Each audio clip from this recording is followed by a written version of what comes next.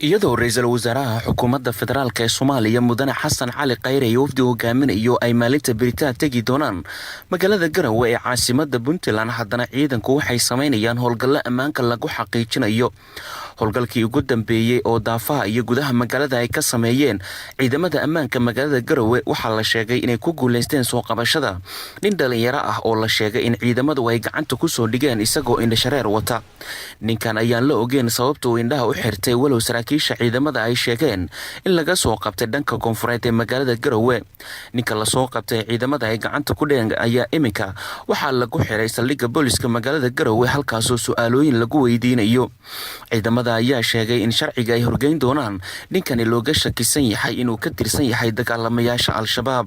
si kastaba ha ahaatee talaabadan ayaa ku soo beegmaysa iyadoo weli howlgallada ammaanka lagu xaqiijinayo ay ka soconayaan magaaladaasi tan iyo wixii ka dambeeyay markii deegaanada Puntland laga dareemay socdaalka la filayo in halkaasi uu ku gaaro wafdigu hogaaminayo ra'iisul wasaaraha xukuumadda federaalka ee Soomaaliya mudane Xasan Cali Khayre saraakiisha ciidamada ayaa ugu dambeyntii ka codsaday shacabka ku dhaqan magaalada Garowe iyo guud ahaan deegaanada Puntland inay ciidamada kala shaqeeyaan sidii amniga loo xaqiijin lahaa